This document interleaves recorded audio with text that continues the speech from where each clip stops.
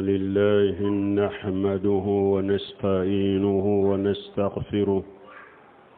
ونعوذ بالله من شرور أنفسنا ومن سيئات أعمالنا من يهديه الله فلا مضل له ومن يضلل فلا هادي له وأشهد أن لا إله إلا الله وحده لا شريك له وأشهد أن محمدا عبده ورسوله يا أيها الذين آمنوا اتقوا الله حق تقاته ولا تموتن إلا وأنتم مسلمون يا أيها الناس اتقوا ربكم الذي خلقكم من نفس واحدة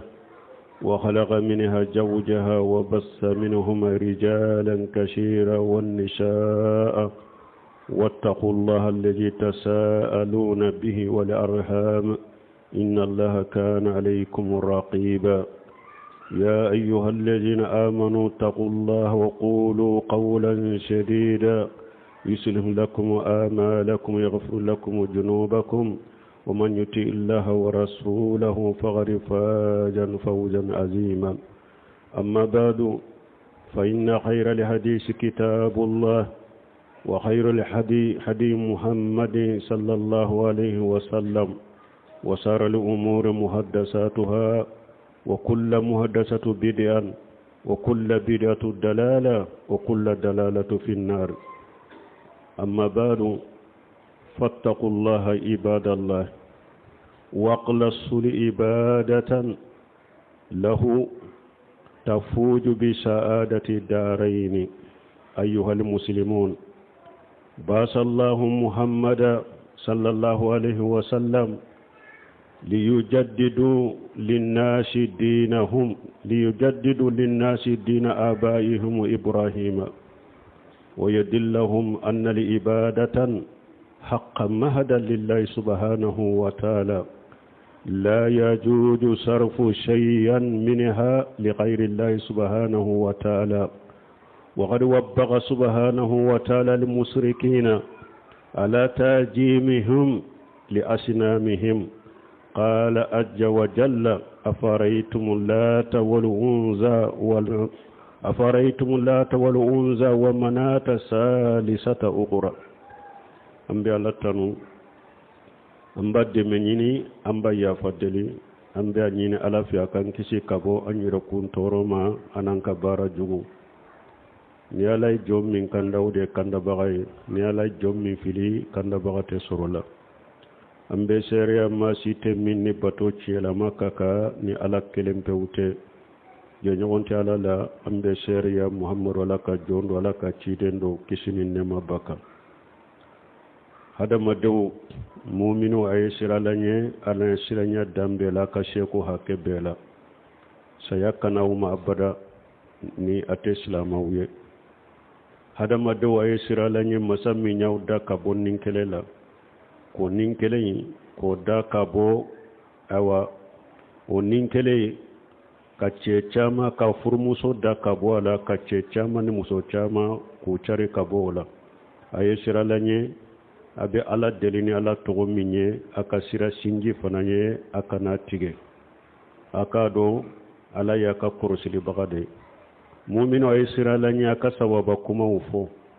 ni mogo tugura ala ko itugura ciden ko ibenni yoro basoro wote minen ko be kuma beso herama ya alaka kuma de minye kuranai kanda sira min kausa kanda sira be woye ciden ka kanda sira ko be juguma ye ko kura ude dina kuno ko kura be bidia be fili be tasuma de kuno no temina ka boy alaka jon aye sira alanye akaka bato kalasi alaye puro akanni yoro soro ka kunna dia soro so fula imbela minye jinya soye ani lagara so silamau aka do ko alaye muhammadu ci aya ka ci denci puro ka hada madon ufa ibrahim aka dina aka kura ya wuye ani fana kaw kanda ka yirawula ko bato munun fulen ni nye ko bato ye ala kelempew de ka hakke ko ate daga bato ka do yoro were ni alate ambalmo ala yere masama seniyalen do akorotalen do ayem musiriku lagoshi tumami uyu ka boliu anu ka bato fen nu yu bonya ala ko faraitum lata wal unza wa manata salisata ukhra akwayen kibariya lata ani wonza ani manata no fana yen nunu sabanai nunu nye mundila jiyan kono nafa juman bula ubese ka tora juman nyoni ubese ka nafa juman sama kana mogoma balma ni fen saba min fule min lata wonza manata boli ude do jahilu boli ude do utumbe jahilu bolo ubeta ubarika nyini uba nyini uka boli nunu fe ku ka barika do ulula uka da barika do dewna uka barika do kan nafolula ala yu lagoshi aka kairana nyefe ko aufule ka munum bato lata nu wanjani manata ko nafashi tu lautese ka foy nyanabo ko togo gansa wunde do togo munu awire na fawye togo mununda ini hiya illa asma'u sammaytumuha antum wa aba'ukum ma anjala lahu biha min sultan in yatabiuna illa janna wa ma tahwa li anfus alakum munu fulen ni na ube barika nyini nunun te foye ni togo simple ni togo gansa wute togo munu ni awire na fawye togo munu nyine kada ola delila ma jigini togo munu nye fana ate tugu foyi ko ni bisigiyate ani nindingo ombalma bo chogo de la silama chaman de beye bi ni lata ni onza ni manata min tumbe jahilu bolo jahili tilela ni qur'ana nana ka gurja ka boye ni ciden ka risaw nana ka gurja ka boye o de be silama chaman bolo bi munu buddambe kata silamiyama dowta iriwu do de bu bolo nu bu barika nyini dowta kulu do do bu bolo nu bu barika nyini dowta ye kaburu dunke wuye mogo do sara ube kaburu kono deja ube to ka kaburu dila ko ka kaburu jo kaminam bina ka kaburu la ka gardinge umbilaye ni wori ube bila kaburu kono minam kono ku makoira suula balmo nin ko min fuleni nye qur'ana ye nin cinya ciden cide cira ucira nin ko sugu de cinyali kamanu nan kanani anu ku kari kabo silama ucela fulanka fo yawde do wode yato anana abi waqid al-asri ali an abi waqid al-laysh radiyallahu anhu qala kharajna ma rasulullah sallallahu alaihi wasallam ila hunain wa nahanu hudasa wa ahad bil kufr وللمشركين شدرة يقفون عندها وينتون بها أسلحتهم يقال له جات أنوات فمررنا بالشدرة فقلنا يا رسول الله أجل لنا جات لأنوات كما لهم جات أنوات قال الله أكبر سنن قلتم والذي نفسي بيده كما قال بنو إسرائيل لموسى أجل لنا إلها كما لهم آلهة لتتبعن سنن من كان قبلكم بل ما بواقد لأيشيك حديثا أبو واقد الليش أقول دوندولا كولو بورا مكة وبتا هنيني ko ya soro ulu donton ulu boto kurado kafiriyala utumbe kafiriya de la usilamira amame minye fatih makka munu usilamira kunu donton ulu boto kurado kafiriyala kunu ciden bora makka ku beta hunaini kuna na mushrikuma tomono su belebele ba mursirikin nunun ba koro ku yu kabba muru dila tomono su inma ko ba fo tomono su mako jato anwati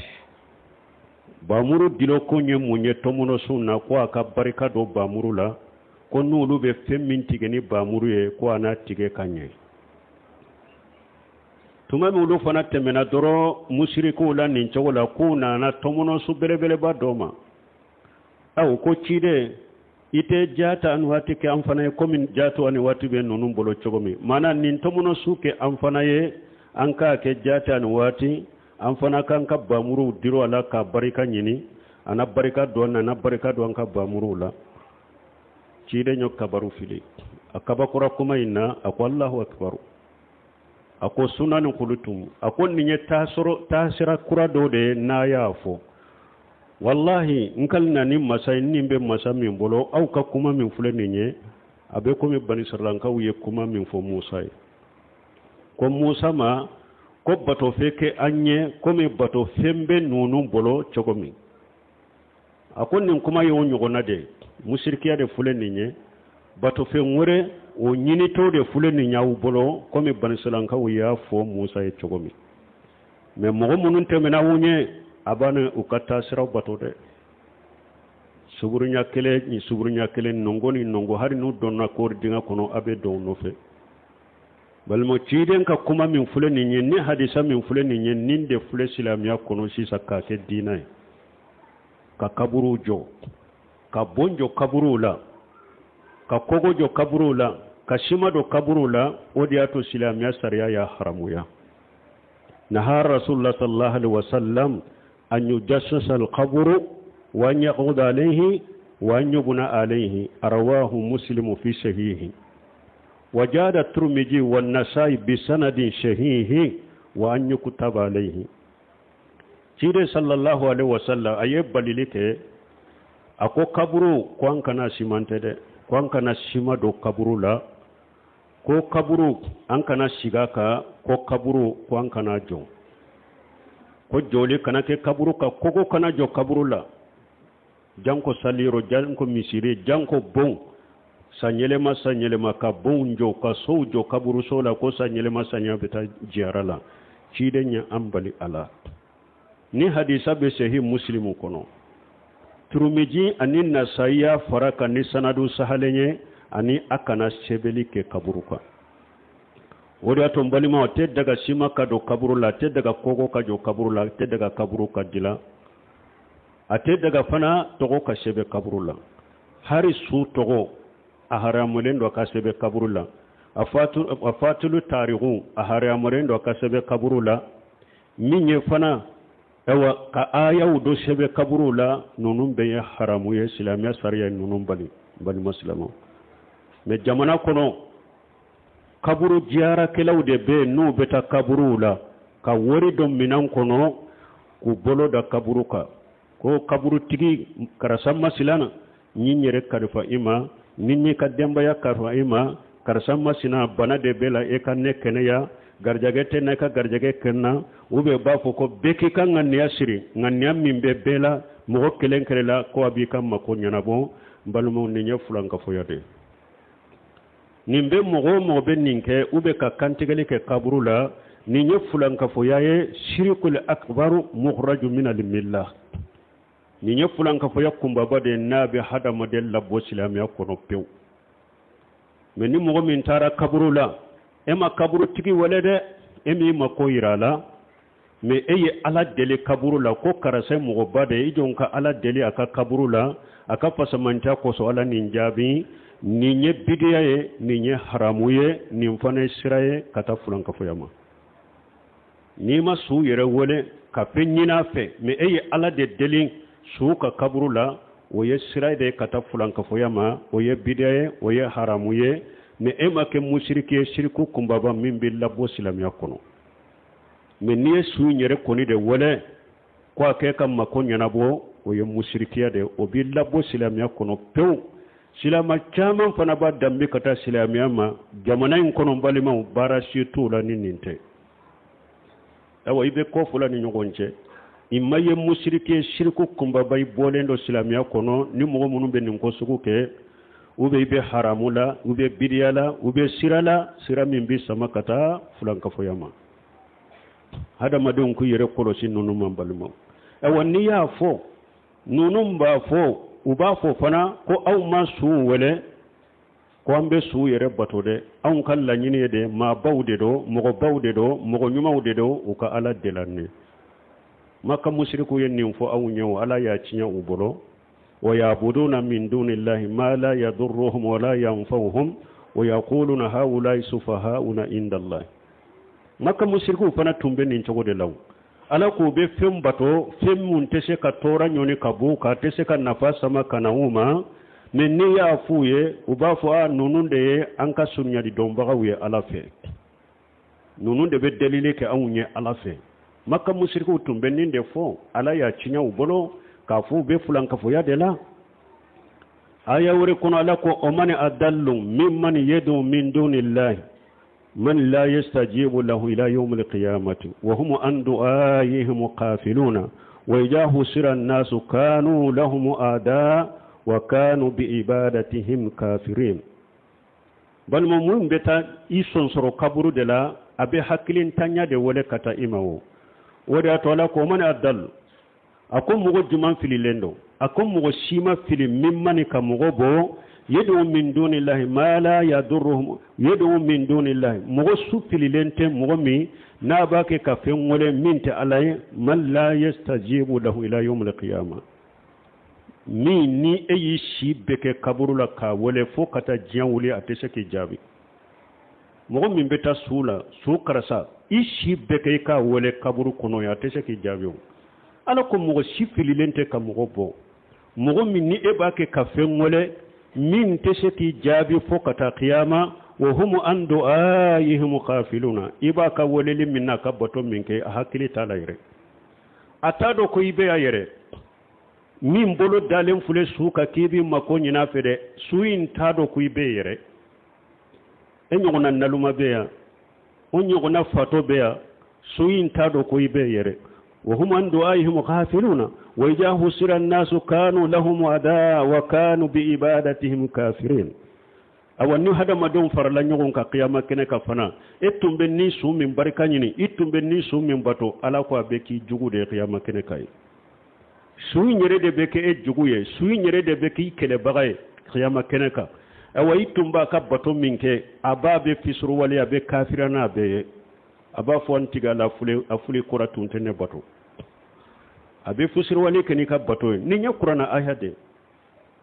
aya wore kuna la ko ala lillahi dinul khalis والذين اتخذوا من دونه أولياء ما نعبدهم إلا ليقربونا إلى الله جلفا إن الله يحكم بينهم فيما كانوا فيه يختلفون إن الله لا يهدي من هو كاذب كفار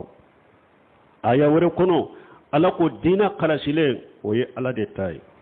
ala ko aw bake ka femunum bato aw bake ka femunum wala kufara alaka ubu bato munna ubu wala munna ko aw mu bato foy kama de aw mu wala foy kama fu kangere alala ko mushriki bebe ninde fo su barkanye na bebe ninde fo su bato la bebe ninde fo kaburu bato la bebe ninde fo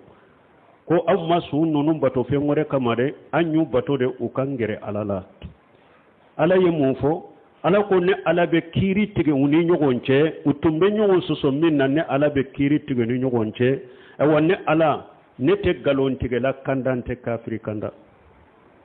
mo min ba fo ko ebe su barika nyini ube ebe su wele ko ki gere ala de la ala ko ye galon tige la ye kafri inna la yahdi man huwa kajibun kafar ala ko ne ala te galon tigela kandante kafiri kanda ewa kaburu batola su barika nyinina su welela mo min be dafale sula mo min be damakasi sula mo min be kantigele ke sula mo min be salli ke suka kaburu yorula ala yere koy ma kafiri qur'ana kono akoy galon tigela i kafiri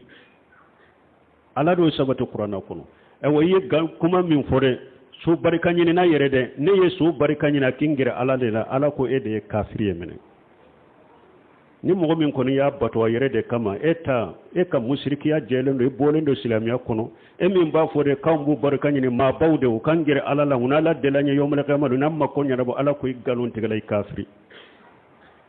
ala kan kisala kan tangambali mo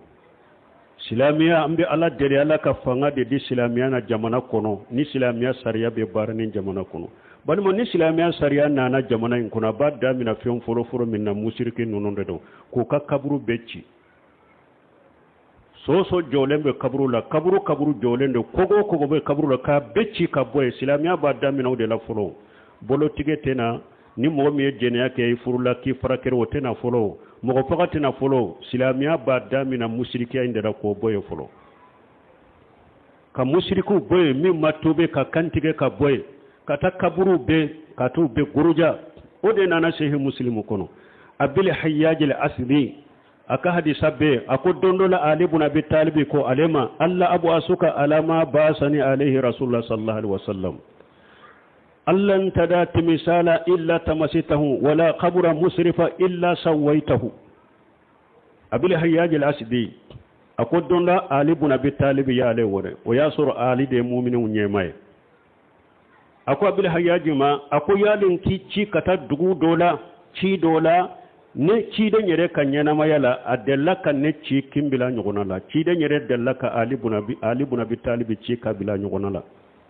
ako abil hayyaj la ne fana ki ci ko bila ci nyugona na wa ako oho waye jumai ako ta nin dugu masinana ni ye muni ma soroye abe touché ka boye ka bekari do bu dambe kata silame nye mani silame wole lilma ulu yere kam moni ma udilala de ko jofolo depu nyana mogo bu bato awunu obe biro kelen kono ko abe silamiya nyanabo silamiya sugu juma shetane ka silamiya wa ala ko ne ka silamiya to deja e kam moni man dilala obe bato yi nyana eni mogo be sigi ka silamiya jiman dila funi shetane ka silamiya do ala ko ne ka silamiya to yetuni donc ko abil hayaji ma tanin dugu mashina inna muni ma be abe kare ka be boy ka be touché ka boy kaburu boy be nu ya dila ka korota abeci ikani kaburu to be kele kaburu to ke kelenya kaburu dilale be kata abeci ikani kaburu to be ke kelenya balimo ka kaburu ci wode islamiya sariyawo e maye munu be kaburu batoni su barkanyine na wulu yere tafe islamiya sariya kana jamana in kono ubado mindo ni islamiya sariya na jamana in kono ata damina jena kela wala ata damina dolomina wala folo ata damina mo fagala wala aba damina mushriku de la folo dabale kela woni mushriku kulun no tiyo e fole ku bonchela iri munum baraka be nyini kutige e nko hari sulhu hudebiya ka sulhu baya kera iri min koro nko tumami umar ibn khattab ya me ko mo beta shiga kono ka baraka nyana tara tigede umaru ya mogo de bila kata tige lata ni wanza min fulena ni matata tuma min fatu makka keran ko cide nye seba de kelen ciu a kelen makata be gurja min ye iri uye katu tige ka boy Khalid ibn Walid aya ci katan ni mboru dola kelen ka tige ka boy atomuno sulama de do tuma min fatu makka kera silama e fanga soro bori tumbe alikabala cide nya be karire kul jali haqqo jahagal batil innal batila kana jahuqa boli keme sabani kode tumbe alikabala fatum makka tumami makka kera silama utai akera ciren ka marala aya be kare ka boy dinga munun tumbe kata be gere iri munun tumbe bato aye mogo de ci kata be tige ka boy ni islamiya nana iri be barka nyini mali kono ya kaburu karbu ni abe jiara ye ni kogo bala bomba la bebe abede beci amdala delala ala ko de no ya silamawe silama ay hakili suru silamiyate nin cogo ye koy mushrikiya nyaga ado dina kono ka boke dina doye ka boke silamiya doye ka sagi fana abafo ko mogo ku dado o ka fana kwanda an kanda de nyogo na nyire an silama dama kana nyogo lagosi silamiya de ninye silamiya mi silama min beta sujudu ke e wasuye ube monimai silamiya min be takantigele ke suye silama min beta wori di suma we silama de ko silama ku dade nyogo na ye silama de ko te silama yu ambe ala dele ala ka jamana de usage kata silamiya hakke nyumande ma silamiya yede huwa al-istislamu lillahi bitawhid wa inqiyadu lahu bita'ati wa bara'atu min ash-shirki wa ahlihi silamiya ininde ki yere kolo ku yere di alama ni silamiya ki yere koro alaye kala ka baton ke ki bariya ka bo mushrikiya ma ki bariya ka bo mushrikuma silamiya ininde ni mo min kana ni togo de la wode to ko silama me kaburu batola kaburu baroke nyina ete silama o ado ye bolendo silamiya sariya kono de mushriki de kafiri de ala de yo fo qur'ana kono ambe ala de la ka hakki mandama barakallahu li wa lakum fil qur'anil hakim wa nafani wa iyyakum bima fihi min al-dhikril hakim أقول قولي هذا واستغفر الله لي ولكم ولسائر المسلمين من كل جنب واستغفروه إنه هو الغفور الرحيم.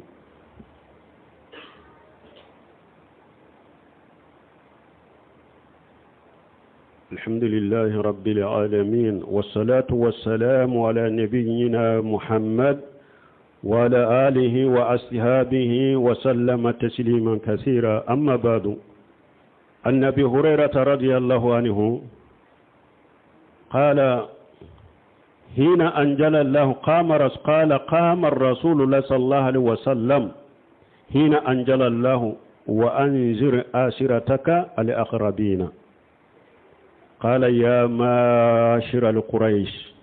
أو كلمة نحوها اشتروا أنفسكم من النار لا أغني عنكم من الله شيئا. يا بني عبد المناف لا أغني عنكم من الله شيئا.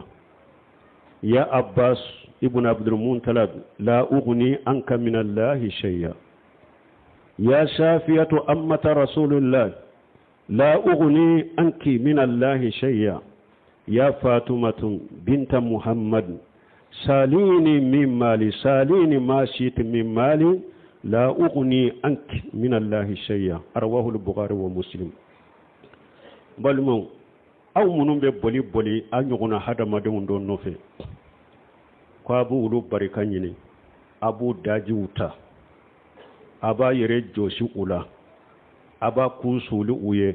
أبي سجودي كويه أماتو أولا أبي تكبرو أولا aba kuusuli kaburtuguye abe wori uduma aba bolo dauka aba yerena ka demba ya khalifa uma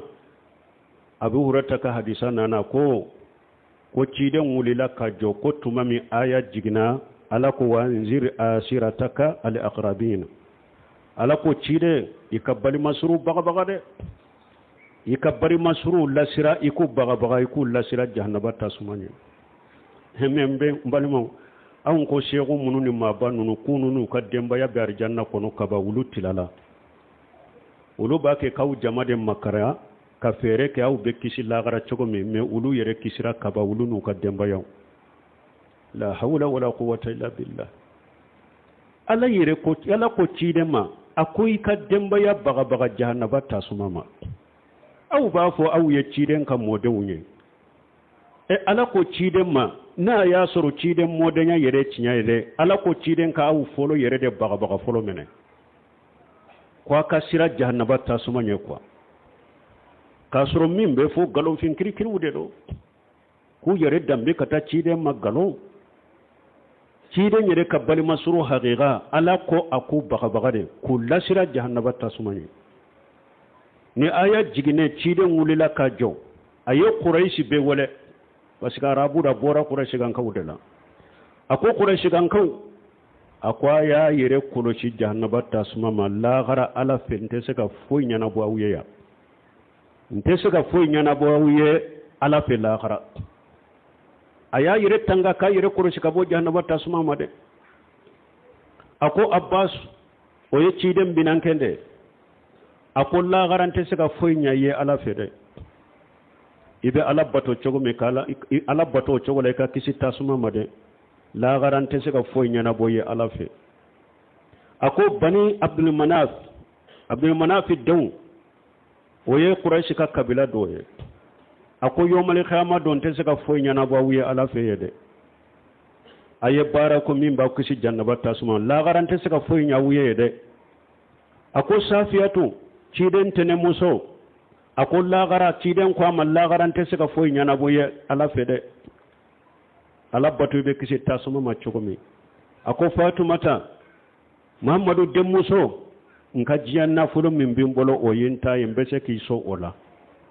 ndeli ola mbese ka min dima ola ko dima me lagarante se ka foy nyana boye ala fede balmo cide nyire hara balma sura te se ka foy nyana boye ala fede jinya ko konila abese ka makko nyana buya ka jinya ko la me lagara ala fe ciden ko hara ne kabbal masura tisika foynya wiye abba atisika foynya yella gara afa atisika foynya yella gara ayire fure ka de muso wala na to ya tene muso abinan kyo ntisika foynya na bo yella gara aha wali ju sorlaw boloya ma baw sorlaw boloya shehu sorlaw boloya ubeseka ukisila gara kawdo arjanna kon kaburu tugu sorlaw boloya ubeseka ukisila gara kawdo arjanna kon cide nyere maseka ko cide nyere ko leteksa foynya akabali masru malagara mo wore de beseru jian kono ko beseka fenya bali masru malagara janko kalandon janko mo sempulu ta te hari do yera ibe jama kono yera ti do ti togodo jama diara doro jama fe doro etara farukaye ona ukisi lagara ata yire nyini balma ko sugu munon fule jamana kono de no nyinye dusu kasi kode ani kasi kode ani hinna de do kata jamana de umade konnan jani hinna de do kata jamana de umma aya yire nyini koy nin kabru koy munun be jamana kono nin jera sugu munun be jamana kono akana sawuka de abadan ni saya kana usoro ka to nonunka nonun te dina e nonun te silamiya o te silamiya kono fana ciden cide cira yere kana dugu kolo ka be cira kan nin ko sugu de kele ciden be ya qaumi budullaha ma lakum min ilahi khairuhu ciden be ba foden kam mo ay ala kelempe bato fen wore sitaw bolo dugu kolo ka min bato cinyani ala kelempe ute ambe ala deli jamana dew ala ku sagi kata tauhidima ala ku sagi kata dina famuma ala ku sagi kata silamiya nyumama men balimo jamana islamiya sugu min ba kono dina sugu min be jamana kono ninte silamiya dina nyuma ide mushrikiya fara dina ka bidiya fara dina ka dina ni mushrikiya nyagambile dina ni bidiya nyagambile silamiya ni mushrikiya nyagambile wo silamiya sugu jumay jamana imbe islamiya modeli min kan nintede wala yadinuna dina li haqq ala yireni fo qur'ana kono ako take ka dina ni dina cinya ide bali mo dina cinya te nonu nya koy aye dina cinya nyini dina cinya ide ka ala kelim to bato foy kana fara alaka ikatugo ciden ko sallallahu alaihi wasallam ala fahamu salafu salih dina yininde ambe ala dede alaka nin noya jamana dewni ربنا آتينا في الدنيا حسنة وفي الآخرة حسنة وقنا عذاب النار ربنا لا تزغ قلوبنا بعد إذ هديتنا وهب لنا من لدنك رحمة إنك أنت الوهاب اللهم اجعل الإسلام والمسلمين وجل الشرك والمشركين ودمر أعداءك أعداء الدين برحمتك يا أرحم الراحمين وآخر دعوانا الحمد لله رب العالمين